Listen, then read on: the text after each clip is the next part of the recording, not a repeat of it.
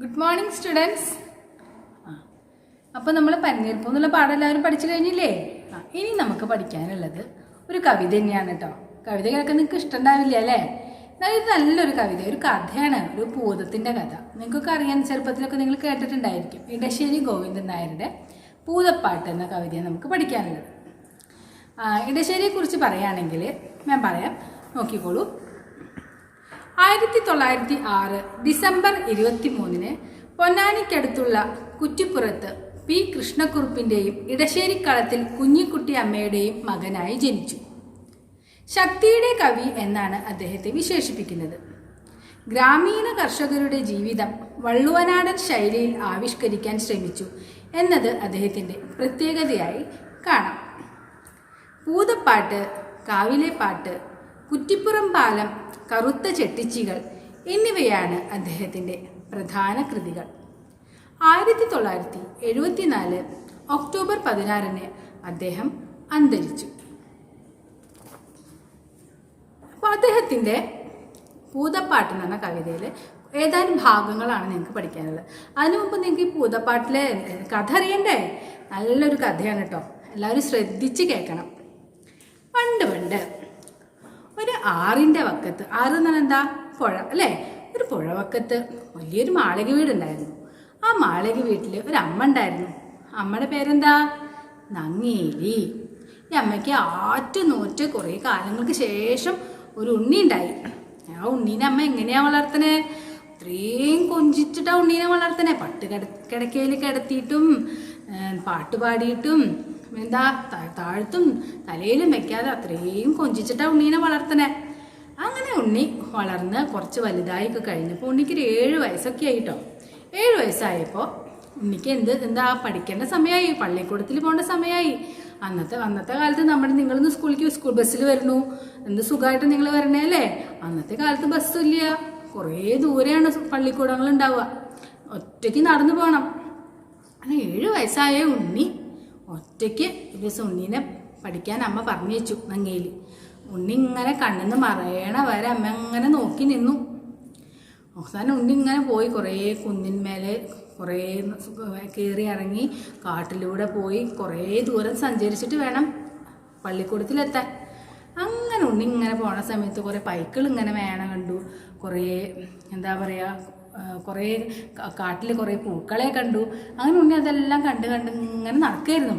അങ്ങനെ ഉണ്ണി ഇങ്ങനെ നടന്നിങ്ങനെ വരുന്നത് ഒരു കുന്നിൻ്റെ ചെരുവിലെ ഒരു അടിയിൽ, മലയുടെ താഴ്വാരത്തിലെ അടിയിലെ ഒരു കിളിവാതിലിൽ കൂടെ ആര് കാണുന്നുണ്ടായിരുന്നു ഉണ്ണി വരുന്നത്? ഒരു ഭൂതം ഉണ്ണി വരുന്നത് ഇങ്ങനെ കാണുന്നുണ്ടായിരുന്നു.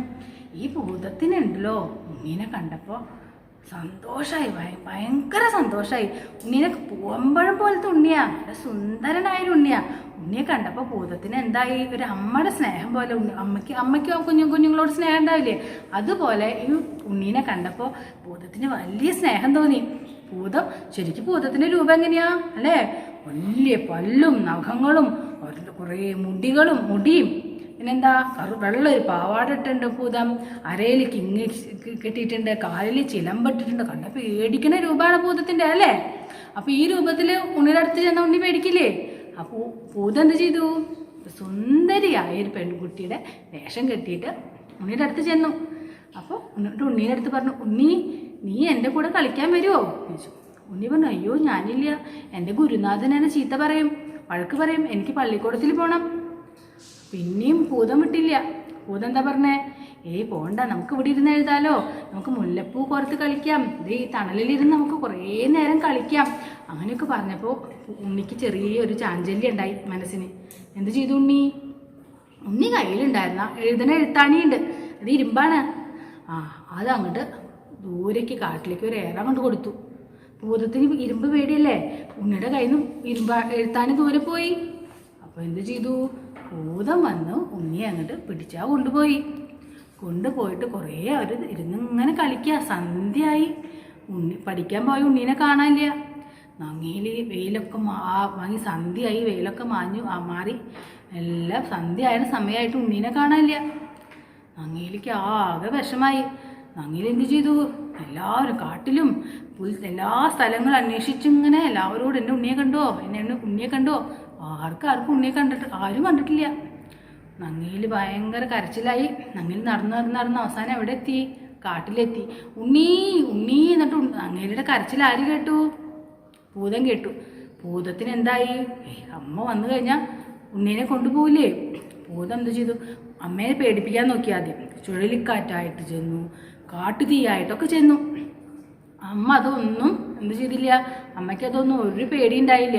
അമ്മ പറഞ്ഞു, ഇതൊന്നും എന്നെ കടിച്ചിട്ട് പേടിക്കണ്ട, എനിക്ക് എൻ്റെ ഉണ്ണീനെ വേണം എന്ന് പറഞ്ഞു. അപ്പം ഭൂതം പറഞ്ഞു, ഈ ഉണ്ണീനെ ഞാൻ നിനക്ക് വിട്ടു തരില്ല, അത് എൻ്റെ ഉണ്ണി, അത് എനിക്ക് വേണം. അമ്മയ്ക്ക് സങ്കടമായി. അവസാനം അമ്മ എന്ത് ചെയ്തു എന്നറിയോ? അമ്മയുടെ കണ്ണങ്ങോട്ട് പറിച്ചെടുത്തു. അമ്മ പറിച്ചെടുത്തിട്ട് ഭൂതത്തിന് മുമ്പിലെ വെച്ചു. എന്നിട്ട് പറഞ്ഞു, ഇതിലും വലിയതാണ് എൻ്റെ പൊന്നുണ്ണി, അതിനെ തരീക എൻ്റെ ഭൂതമേനി എന്ന് പറഞ്ഞു. ഇതിലും വലുത്, എൻ്റെ കണ്ണിനേക്കാളും വലുത് എൻ്റെ ഉണ്ണിയാണ്. അപ്പോൾ നീ ഈ കണ്ണെടുത്തോളൂ, എനിക്ക് എൻ്റെ ഉണ്ണീനെ തിരിച്ചു തന്നാൽ മതി. അപ്പോൾ ഭൂതത്തിൻ്റെ സൂത്രം കേൾക്കണോ? ഭൂതം എന്ത് ചെയ്തോന്നറിയോ? ഒരു മന്ത്രവടി അങ്ങോട്ട് എടുത്ത്, തെച്ചിക്കോല് പറിച്ചു ഭൂതം, ചേലുടെ മന്ത്രം ജപിച്ചു ഭൂതം, നല്ലൊരു ഉണ്ണിയെ നിർമ്മിച്ചു ഭൂതം. നല്ലൊരു മന്ത്രമൊക്കെ ഇങ്ങോട്ട് ചൊല്ലി മന്ത്രവടി എടുത്ത് നല്ലൊരു വേറൊരു ഉണ്ണിയെ ഉണ്ടാക്കി. എന്നിട്ട് അമ്മയുടെ മുമ്പിൽ കൊണ്ടുവച്ചു. അമ്മ കണ്ണ് പാവം, അമ്മയ്ക്ക് കണ്ണില്ലാണ്ടായില്ലേ? ഉണ്ണീനെ കാണാൻ പറ്റുമോ? ഇല്ല. ഈ ശരിക്കില്ലാത്ത ഉണ്ണീനെ കൊണ്ട് മുമ്പിൽ നിർത്തിയില്ലേ ഭൂതം? അമ്മ അങ്ങനെ കണ്ണോട് ഇങ്ങനെ തപ്പി അമ്മ അങ്ങനെ കെട്ടിപ്പിടിച്ച് ഉമ്മ അങ്ങനെ വെക്കുന്ന സമയത്ത് അമ്മയ്ക്ക് മനസ്സിലായി എന്ത്? അമ്മയ്ക്ക് സ്വന്തം അമ്മമാർക്ക് സ്വന്തം കുട്ടീനെ കണ്ടറിയില്ലേ? അമ്മ എന്ത് പറഞ്ഞു? അയ്യോ, ഇതെൻ്റെ ഉണ്ണിയല്ല, നീ എന്നെ വഞ്ചിക്കാൻ നോക്കുകയാണല്ലേ, പെറ്റ വയറിനെ വഞ്ചിക്കുന്ന പൊട്ട പൂതാണ് നീ എന്ന് പറഞ്ഞിട്ട് അമ്മ എന്ത് ചെയ്തു എന്നറിയോ? ശപിക്കാനായിട്ട് ഇങ്ങനെ കൈകളാണ്ട് ഉയർത്തി. ഇത് കണ്ടപ്പോൾ ഭൂതം പേടിച്ച് വരച്ചു. മാതൃശാപം എന്ന് പറഞ്ഞാൽ ഏറ്റവും വലിയ ശാപമാണ് അല്ലേ? അപ്പോൾ എന്നെ ശപിക്കരുതേ, നിങ്ങളുടെ ഉണ്ണീനെ നിങ്ങൾ തന്നെ എടുത്തോളോ എന്ന് പറഞ്ഞു ഭൂതം. അപ്പം അമ്മ ഭൂതം എന്ന് ചെയ്ത് ശരിക്കുള്ള ഉണ്ണിയെ അമ്മയ്ക്ക് കൊടുത്തു. അമ്മയ്ക്ക് സന്തോഷമായി. പക്ഷേ ഭൂതത്തിനോ? അമ്മയ്ക്ക് ഉണ്ണിനെ കിട്ടിയപ്പോൾ അമ്മ അങ്ങനെ കെട്ടിപ്പിടിച്ച് സന്തോഷം കൊണ്ട് അമ്മ അങ്ങനെ കരഞ്ഞു. പക്ഷെ ഭൂതത്തിന് വലിയ സങ്കടമായി. എന്താ? ഉണ്ണിനെ വിട്ടു കൊടുക്കാൻ ഭൂതത്തിന് തീരെ മനസ്സുണ്ടായിരുന്നില്ല. ഭൂതം അങ്ങനെ കെട്ടിപ്പിടിച്ച് ഇങ്ങനെ ഉണ്ണിയെ കരയാ പിരിഞ്ഞ് മടങ്ങി പോവാണ് ഭൂതം. പക്ഷെ ഭൂതത്തിന് പോവാൻ തോന്നുന്നില്ല. അപ്പോൾ ഭൂതത്തിൻ്റെ ആ അവസ്ഥ കണ്ടപ്പോൾ അമ്മയ്ക്ക് സങ്കടം വന്നു. അപ്പം അമ്മ പറഞ്ഞു, നീ വിഷമിക്കേണ്ട, നീ എൻ്റെ ഉണ്ണീനെ കാണാൻ കൊല്ലത്തിൽ ഒരു പ്രാവശ്യം നീ വന്നോളോ. മകരക്കൊയ്ത്തൊക്കെ കഴിഞ്ഞ് പാടൊക്കെ ഉണങ്ങിയിരിക്കുന്ന സമയമാകുമ്പോൾ നിനക്ക് കാണാൻ വരാം എൻ്റെ ഉണ്ണീനെ. പാവം ഭൂതം എല്ലാ കൊല്ലം ഉണ്ണി അന്വേഷിച്ചിട്ട് വരും. ഉണ്ണിയുണ്ടോ എന്ന് ഓരോ വീട്ടിലും വന്ന് അന്വേഷിക്കും.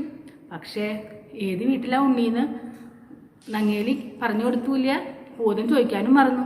അത് കാരണം ഭൂതം പാവം ഓരോ വീട്ടിൽ കയറി ഇറങ്ങും, എൻ്റെ ഉണ്ണിയുണ്ടോ എന്ന്. പാവം നങ്ങേലി എന്തുകൊണ്ട്? ചിലപ്പോൾ നങ്ങേലി മറന്നതായിരിക്കും. പക്ഷെ നങ്ങേലി പേടിച്ചിട്ടാവും ചിലപ്പോൾ. എന്താ, ശരിക്കായ വഴി പറഞ്ഞു കൊടുത്തു കഴിഞ്ഞാൽ ഉണ്ണി വീണ്ടും ഭൂതം പിടിച്ചുകൊണ്ട് പോയാലോ എന്ന് പേടിച്ചിട്ടായിരിക്കും ചിലപ്പോൾ നങ്ങേലി വഴിയൊന്നും പറഞ്ഞു കൊടുക്കാഞ്ഞത്. പക്ഷേ ഇപ്പോഴും എല്ലാ കൊല്ലം ഭൂതം മകരക്കൊയ്ത്ത് കഴിഞ്ഞു കഴിഞ്ഞാൽ ഉണ്ണി അന്വേഷിച്ച് ഓരോ വീടുകളും കയറി ഇറങ്ങുത്രേ. ഇതാണ് ഭൂതപ്പാട്ട്. ഇടശ്ശേരിയുടെ ഈ ഭൂതപ്പാട്ടാണ് നമുക്ക് പഠിക്കാനുള്ളത്. കുറച്ച് വരികളെ നമുക്ക് പഠിക്കാനുള്ളൂ. അപ്പോൾ ആറ്റിൻ പക്കത്തെ മാളിക വീട്ടിൽ തുടങ്ങുന്ന കുറച്ച് വരികൾ, അതാ ഉണ്ണി ജനിക്കുന്ന തൊട്ടിട്ടുള്ള ഭാഗങ്ങളെ നമുക്ക് പഠിക്കാനുള്ളൂ. അപ്പോൾ അത് മാം അടുത്ത ക്ലാസ്സിൽ ഞാൻ മാം എടുത്ത് തരാം. അപ്പോൾ നന്നായിട്ട് വായിച്ച് നോക്കണം കേട്ടോ ഈ കവിത. മാം കഥ ഒന്നും കൂടി കേട്ട് നോക്കണം. മനസ്സിലാവാത്തതുണ്ടെങ്കിൽ മാമിനോട് ചോദിക്കണം ഡൗട്ട് ക്ലിയർ സെഷനിൽ. ഓക്കെ, അപ്പോൾ അടുത്ത ക്ലാസ്സിൽ കാണാം. നന്ദി, നമസ്കാരം.